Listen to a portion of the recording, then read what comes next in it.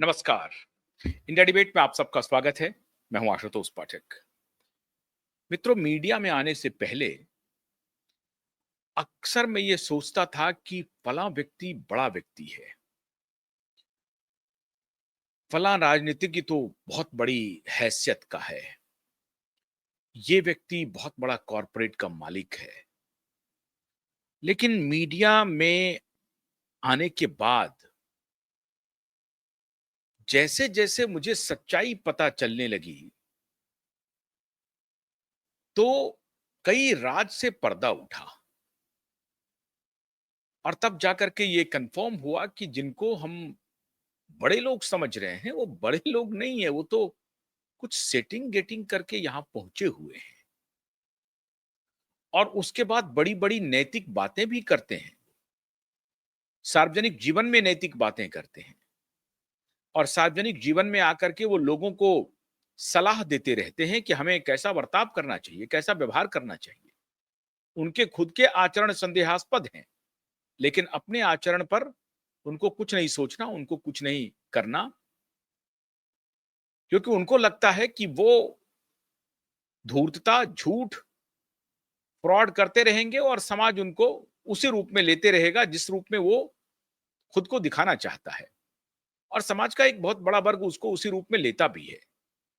कुछ तो अनजाने बस और कुछ जानबूझ करके।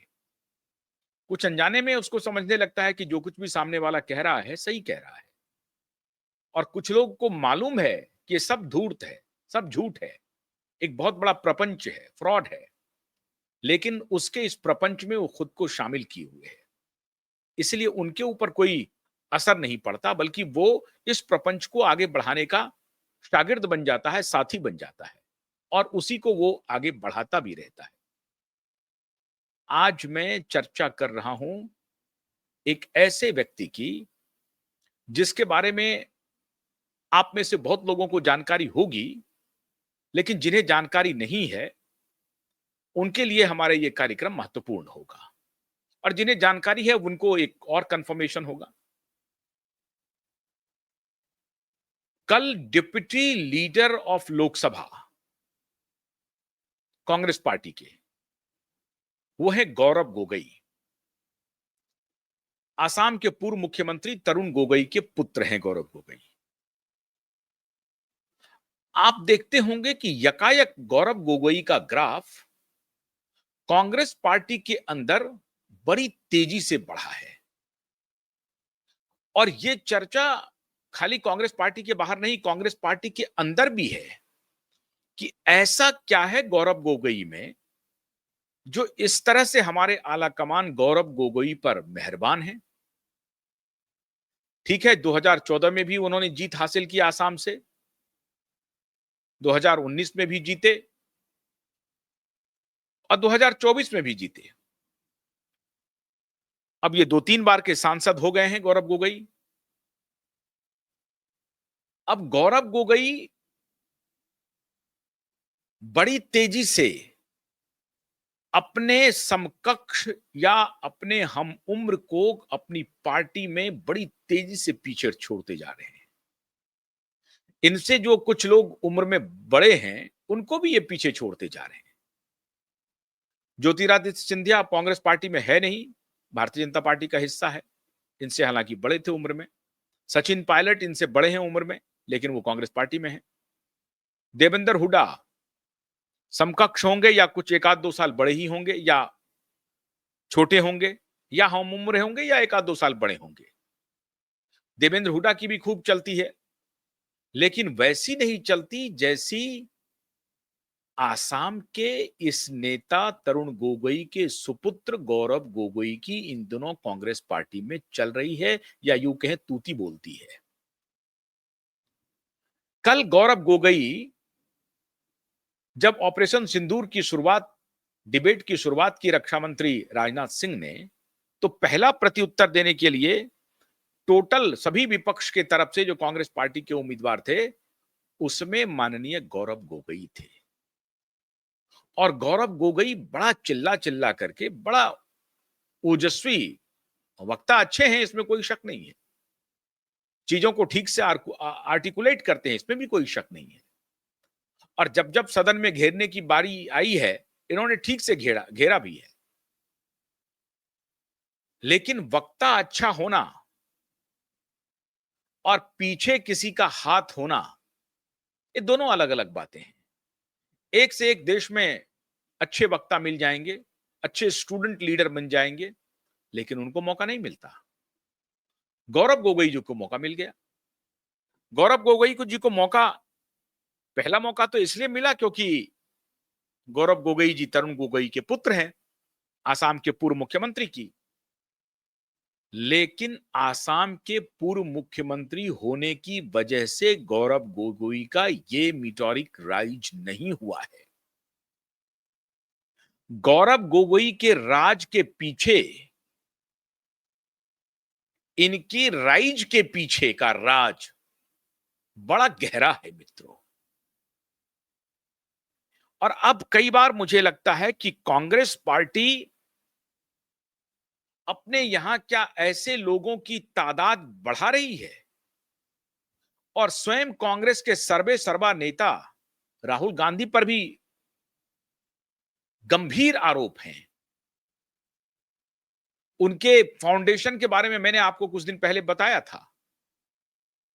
सैम पित्रोदा जैसे व्यक्ति के ऊपर गंभीर आरोप हैं कि वो अमेरिका में बैठ करके वहां से सारी नीतियां बनाते हैं और उसका संचालन करते हैं, और अंतर्राष्ट्रीय लाइजनर के रूप में काम कर रहे हैं कांग्रेस पार्टी के लिए। लेकिन गौरव गोगोई की आज मैं चर्चा क्यों कर रहा हूं? ऐसी क्या बात हो गई जो मैं गौरव गोगोई की बात लेकर के बैठ गया? तो जिन दर्शकों को नहीं मालूम है, उसे आज ध्यान से इस कार्यक्रम को देखना चाहिए। गौरव गोगोई दिल्ली के सेंट कोलंबस स्कूल से पढ़ाई करते हैं। उसके बाद इंद्रप्रस्थ कॉलेज ऑफ इंजीनियरिंग, जो कि दिल्ली कॉलेज ऑफ इंजीनियरिंग जिसको कहते हैं आप, इंद्रप्रस्थ कॉलेज ऑफ इंजीनियरिंग से इलेक्ट्रॉनिक एंड कम्युनिकेशन में इंजीनियरिंग करते हैं। इंजीनियरिंग ग्रेजुएट हैं ये। और इंजीनियरिंग ग्रेजुएशन के बाद, इंजीनियर बनने के बाद, इन्होंने एयरटेल में कुछ दिन मार्केटिंग डिपार्टमेंट में काम किया। अब किस स्तर पे काम किया नहीं किया ये मुझे नहीं मालूम, लेकिन एयरटेल में ये अपनी सेवा दे चुके हैं। इसका एक अकाउंट है। एयरटेल में नौकरी जब ये कर रहे थे, क्या उसी दौरान गौरव गोगोई को कोई स्वप्न आ गया, या गौरव गोगोई को लगा कि मैं तो किसी और चीज के लिए बना हूं, मैं गलत प्रोफेशन में जा रहा हूं, मेरा जो इलेक्ट्रॉनिक्स कम्युनिकेशन की जो डिग्री है इसका कोई महत्व नहीं है, इसे पीछे छोड़ देना चाहिए? यकायक गौरव गोगोई ने फैसला किया कि मुझे न्यूयॉर्क जाना चाहिए, और वो पहुंच गए न्यूयॉर्क। न्यूयॉर्क यूनिवर्सिटी में पब्लिक एडमिनिस्ट्रेशन में उन्होंने पोस्ट ग्रेजुएशन करने का सोचा, और वहीं से उन्होंने पब्लिक एडमिनिस्ट्रेशन में पोस्ट ग्रेजुएशन किया। न्यूयॉर्क में पोस्ट ग्रेजुएशन करने के बाद वो वापस इंडिया आए, और उसके बाद जैसा कि वो कह रहे हैं कि संयुक्त राष्ट्र के किसी एजेंसी में उन्होंने इंटर्नशिप किया, मतलब नौकरी की। पहली नौकरी थी इनका एयरटेल में मार्केटिंग डिपार्टमेंट में, और दूसरी नौकरी इनको मिली संयुक्त राष्ट्र की किसी एजेंसी में। अब कौन सी एजेंसी है मुझे नहीं मालूम, हो सकता है डब्ल्यूएचओ हो सकता है कोई जलवायु परिवर्तन का हो सकता है कोई और हो, ये उन्होंने खुलासा नहीं किया। लेकिन ये यूएन के किसी एजेंसी में इन्होंने इंटर्नशिप किया, और जाहिर है इंटर्नशिप किया होगा इन्होंने तो पब्लिक एडमिनिस्ट्रेशन में ही किया होगा, क्योंकि पब्लिक एडमिनिस्ट्रेशन में ही इन्होंने पोस्ट ग्रेजुएशन किया न्यूयॉर्क यूनिवर्सिटी से। तो वहां से करने के बाद तो इंटर्नशिप इनका पब्लिक एडमिनिस्ट्रेशन में ही हुआ होगा। अब वहां इंटर्नशिप के दौरान एक लड़की से मुलाकात हो जाती है गौरव गोगोई की, और उस लड़की का जन्म इंग्लैंड में हुआ है। वो इंग्लैंड की रहने वाली है, यूके की, इंग्लैंड की वो नागरिक है। नाम है उनका एलिजाबेथ कॉलनबर्ग। एलिजाबेथ कॉलबर्न अब एलिजाबेथ कोलबर्न से उनकी मुलाकात होती है। ये मुलाकात दोस्ती में बदलती है और दोस्ती कब प्यार में बदल गया, इसका एहसास माननीय गौरव गोगोई को भी नहीं हुआ। जल्दी ही दोस्ती हुई और दोस्ती फिर प्यार में बदल गया और दोनों में इश्क चलने लगा। दोनों एक दूसरे को डेट करने लगे। इस सिनेमाई भाषा में मैं बोल रहा हूं। 3 साल तक एक दूसरे को डेट करने के बाद, मतलब 3 साल तक इश्क में रहने के बाद, गौरव गोगोई और एलिजाबेथ कोलबर्न ने शादी कर ली 2013 में। 2010 में मुलाकात होती है इनकी और ये कह रहे हैं कि यूएन में जो इंटर्नशिप ये कर रहे थे, उसी दौरान एलिजाबेथ कोलबर्न से इनकी मुलाकात हुई और वहीं फिर दोस्ती बढ़ी और फिर इश्क हुआ और फिर 2013 में इन्होंने शादी कर ली। शादी के बाद 2 बच्चे हैं, एक लड़का, एक लड़की। लड़की अभी लड़का, लड़की, 2 बच्चे हैं।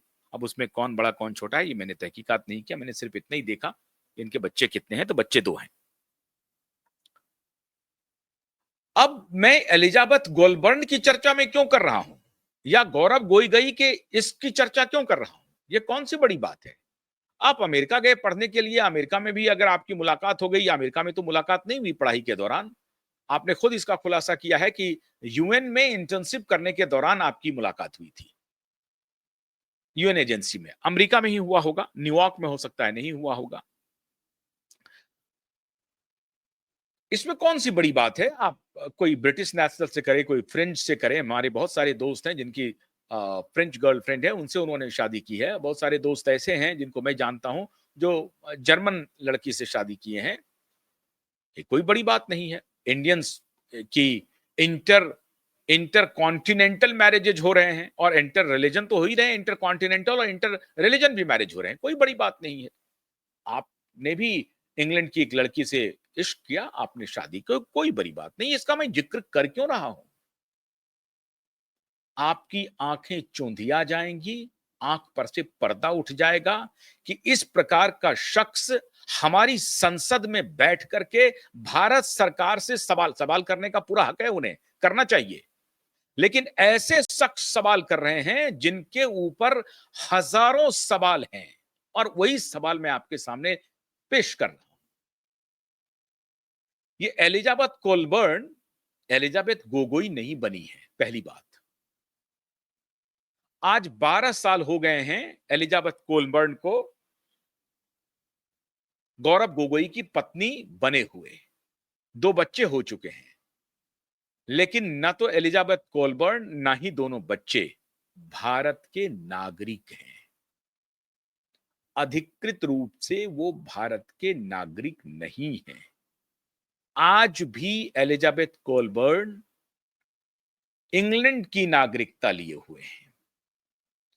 उनके दोनों बच्चे भी भारत के नहीं है। अब नागरिकता के लिए जो कुछ भी प्रमाण पत्र हो, लेकिन ऑफिशियली जो स्टेटस है वो संभवतः यही है और इसमें और डिग करना पड़ेगा। लेकिन ये इससे ज्यादा महत्वपूर्ण बात जो मैं आपको बताने वाला हूं, उस पर आपको निगाह रखनी चाहिए। एलिजाबेथ कोलबर्न एक एनजीओ में आज भी काम करती है और वो है ऑक्सफोर्ड रणनी स्ट्रैटेजी करके प्राइवेट लिमिटेड कंपनी है। ऑक्सफोर्ड स्ट्रैटेजी प्राइवेट लिमिटेड करके कोई कंपनी है जो एनजीओ का भी काम करती है, एनजीओ के साथ मिलकर काम करती है। उसके लिए काम करती है, जो जिनका की एफिडेविट दिया है इन्होंने कि हमारी पत्नी किसके लिए काम करती है, उसमें इस एजेंसी का इन्होंने जिक्र किया है गौरव गोगोई ने 2014 के पार्लियामेंट्री एफिडेविट में। वो एनजीओ क्या क्या काम करती है? वो एनजीओ काम करती है पब्लिक एडमिनिस्ट्रेशन के क्षेत्र में, क्लाइमेट चेंज के क्षेत्र में, और उस एनजीओ एक दूसरे एनजीओ के लिए भी ये काम करती हैं। उस एनजीओ का जो हेडक्वार्टर है वो पाकिस्तान है और पाकिस्तान के जो उनके बॉस हैं वो तौकीर अली खान हैं। तौकीर अली खान साहब जो हैं वो उस एनजीओ के प्रमुख हैं और इनके बॉस हैं, एलिजाबेथ कोलबर्न के बॉस हैं। अब एलिजाबेथ कोलबर्न लगातार काम कर रही हैं ऐसे एनजीओ के लिए, और इस एनजीओ को जो, क्या यही है क्या यार? तो हाँ, अली तौकीर शेख। अच्छा, तो हम करेक्ट कर लेते हैं। उनके बॉस हैं अली तौकीर शेख। अब ये अली तौकीर शेख जिसका अभी फोटोग्राफ आप देख रहे हैं, ये पाकिस्तान के नागरिक हैं और उस एनजीओ विशेष के सर्वे सर्वा हैं, मतलब अध्यक्ष हैं, हेड हैं। इनके बॉस हैं, एलिजाबेथ कोलबर्न के बॉस हैं इस एनजीओ। और ये अली तौकीर शेख पाकिस्तान के सरकारी विभिन्न एजेंसियों में विभिन्न पदों पर ये रह चुके हैं। सरकार इस एनजीओ को बहुत बड़ा फंड देती है, उसी फंड से पाकिस्तान भी फंड देती है, और भी दूसरे देश के लोग देते होंगे, दूसरा देश भी देता होगा, लेकिन पाकिस्तान बहुत ज्यादा फंड देता है। और काम सामने से दिखता है, ये क्लाइमेट चेंज का कर रहे हैं। तो एलिजाबेथ कोलबर्न के बॉस हो गए तौकीर अली शेख, जिनको फंड कर रहा है पाकिस्तान की सरकार, और उनके लिए नौकरी कर रही हैं एलिजाबेथ कोलबर्न, गौरव गोगोई की धर्म पत्नी। धर्म में पत्नी हो चुकी हैं अब वो, धर्म पत्नी। 19 बार आरोप लगे हैं, 19 बार एलिजाबेथ कोलबर्न ने पाकिस्तान की यात्रा की है अभी तक, 2014 के बाद से अब तक 19 बार, मतलब लगभग साल में 2 बार। 10-11 साल हुए हैं, और उस हिसाब से अगर आप करें तो हर साल लगभग 2 बार एलिजाबेथ कोलबर्न पाकिस्तान जाती ही जाती हैं, 19 बार। पाकिस्तान का जो हाई कमीशन है इंडिया में, उनके साथ माननीय गौरव गोगोई की कई फोटोग्राफ रिलीज हो चुके हैं। गौरव गोगोई का भी पाकिस्तान हाई कमीशन जाना आना होता है। जब पत्नी ही वहां नौकरी करती है साहब, तो जाएंगे आएंगे क्यों नहीं। अब आप कहेंगे कि पाकिस्तान के साथ तो और भी बहुत सारी एजेंसियां हैं जो काम करते हैं, वो उसमें उनका क्या दोष है? बिल्कुल दोष नहीं है। 12 साल शादी के बाद भी गौरव गोगोई की पत्नी एलिजाबेथ कोलबर्न ने भारत की नागरिकता क्यों नहीं ली? खाली ये पाकिस्तान नहीं जा रही हैं, अपने मायके भी जा रही हैं, इंग्लैंड भी जा रही हैं, अमेरिका भी जा रही हैं, नौकरी कर रही हैं एनजीओ में, पाकिस्तान से सैलरी ले रही हैं, पैसा ले रही हैं। चलिए, पहले अगर ये नौकरी कर रही होती तो बात समझ में आती है। एक सांसद की पत्नी, किसी चीज की कोई कमी नहीं, सांसद की पत्नी, यहां पे उनको बंगला मिला हुआ है, सांसद का क्वार्टर है, सारी सुख सुविधाएं हैं, पूर्व मुख्यमंत्री की पुतोहू हैं, पुत्र बधू हैं, पैसे की कोई कमी संभवतः नहीं होनी चाहिए। फिर भी ये लगातार पाकिस्तान जा रही हैं, और ये कहने के लिए कि क्लाइमेट चेंज के ऊपर कुछ शोध कर रही है एलिजाबेथ गुलबर्न। और क्या बात है, वो इंडिविजुअल का मामला है, वो कोई भी काम करें, हम नहीं रोक सकते।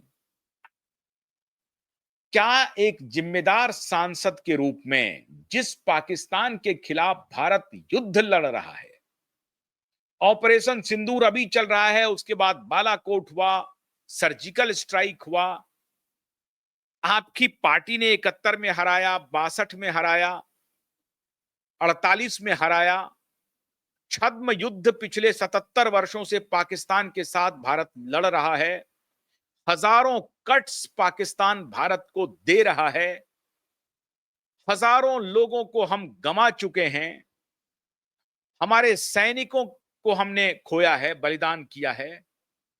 उस देश से जो हमने नहीं उससे दुश्मनी मोल ली है, दुश्मनी ही उनका न्यू नॉर्मल है, युद्ध ही उसकी शांति है।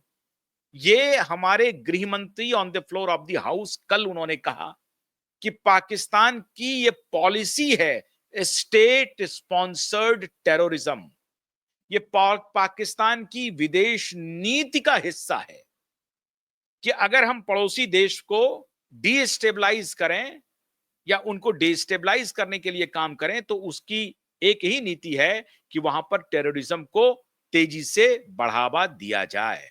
उसके लिए जो कुछ भी करना पड़े पाकिस्तान की सरकार करे।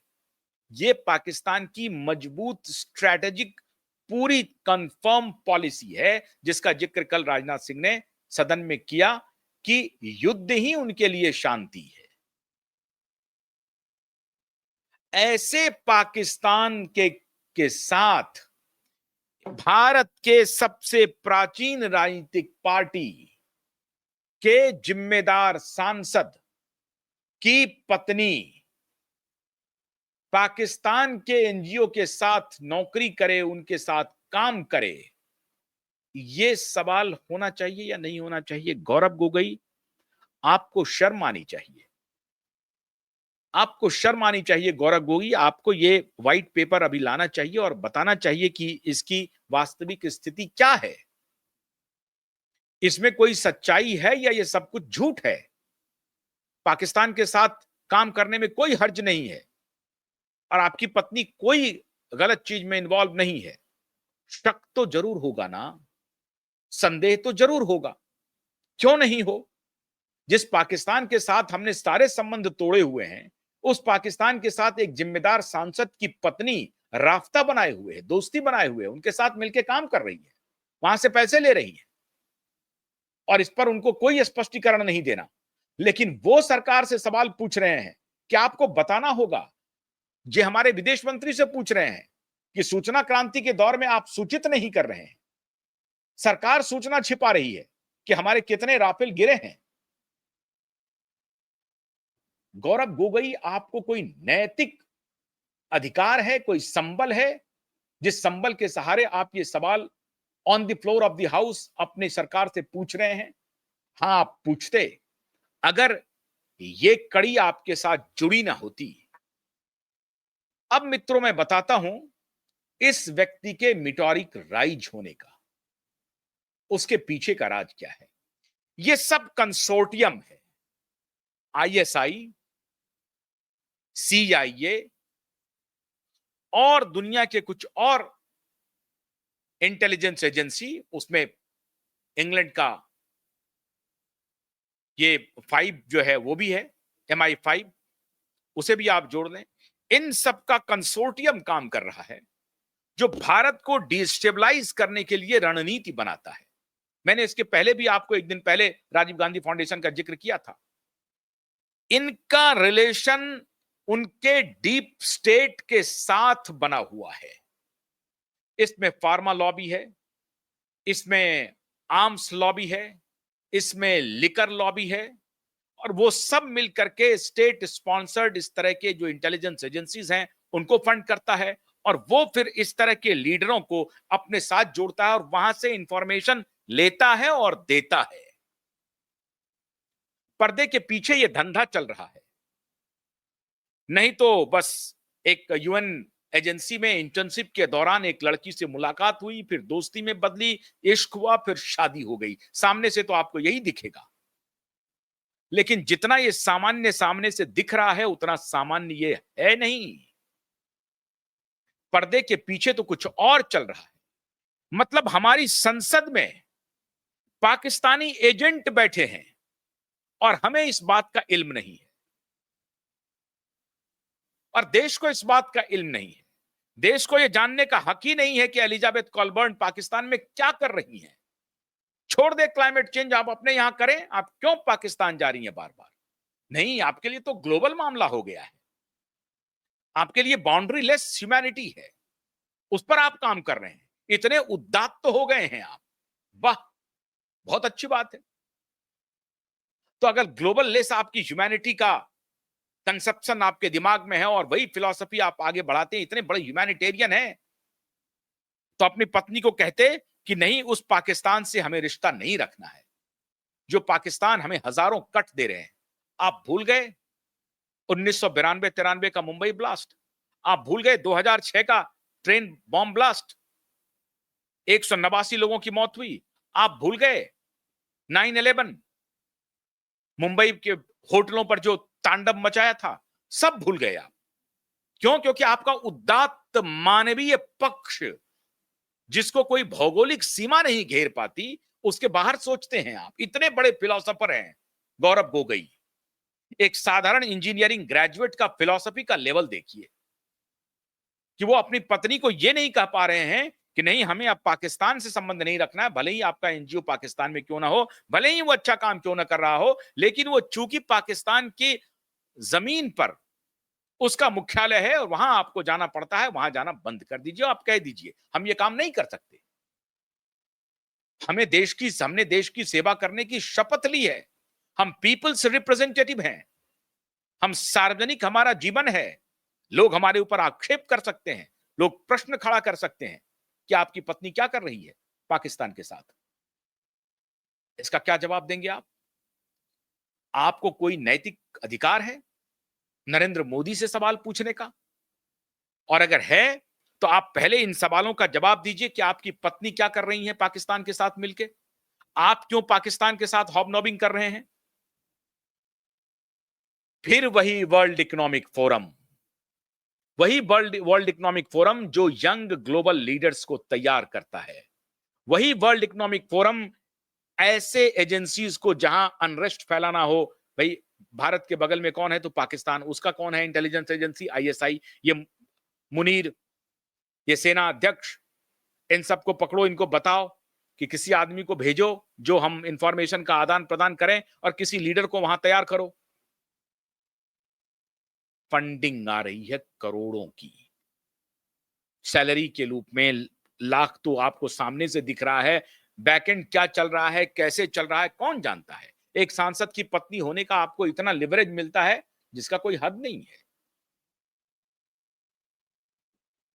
और वो माननीय सोनिया और राहुल के बहुत करीबी हो गए। इसलिए सोनिया और राहुल के करीबी हो गए क्योंकि ये इंटेलिजेंस, ये अंतरराष्ट्रीय डीप स्टेट इन्हें बढ़ाने के लिए इन लोगों से कहता है, उसके बदले में इनको पारितोषिक मिलता है। कांग्रेस पार्टी ये वो कांग्रेस पार्टी नहीं है जिसे आप गांधी की पार्टी समझ रहे हैं, सुभाष बाबू की पार्टी समझ रहे हैं। ये पार्टी अब इंदिरा कांग्रेस भी नहीं है। ये पार्टी सोनिया राहुल कांग्रेस है। साइकोफेंट कप की पार्टी है ये चमचों की पार्टी है। इसमें किसी को रीढ़ नहीं है। ये सोनिया राहुल के सामने बस नंबर बढ़ाना है और नंबर बढ़वाने के लिए भी इंटरनेशनल एजेंसी काम करती है कि फलाने नेता का इसके सामने नंबर बढ़वा दो और उसको मुंह चुप करा दो, उसका कुछ खातिरदारी कर दो और कुछ खिला दो, कुछ पिला दो। ये चल रहा है। वरना सैकड़ों करोड़ की फंडिंग राजीव गांधी फाउंडेशन को 1992 से हो रही है। कोई पूछने वाला, 1991 से हो रही, कोई पूछने वाला नहीं। अभी तक कोई पूछने वाला नहीं था। मित्रों, सूचना का जो सेंटर हुआ करता था अभी कुछ दिनों पहले तक, उसमें यूनिवर्सिटीज, कॉलेज, मीडिया ये महत्वपूर्ण रोल अदा करता था।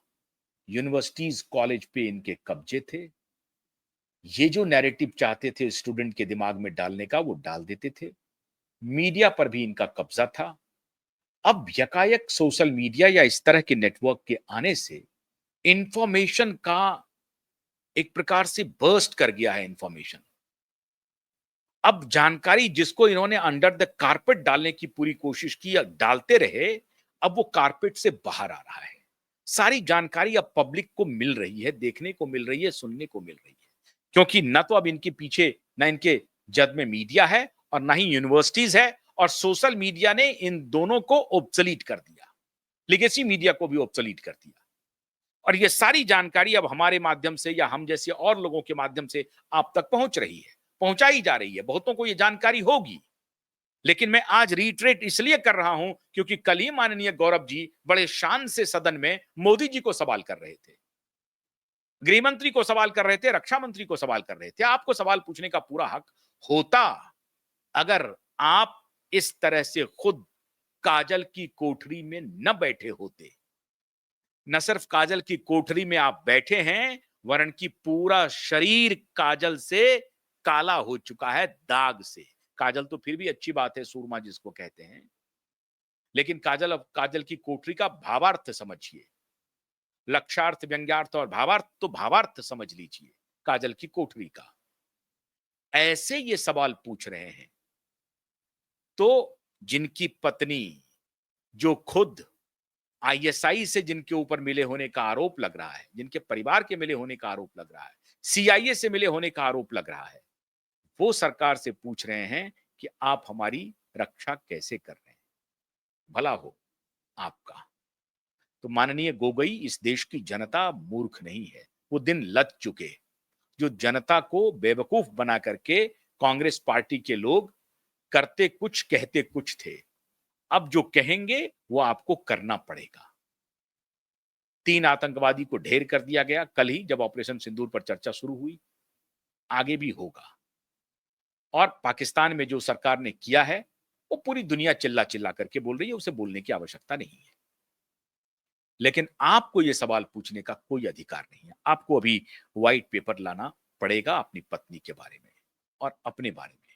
बहुत-बहुत शुक्रिया। नमस्कार।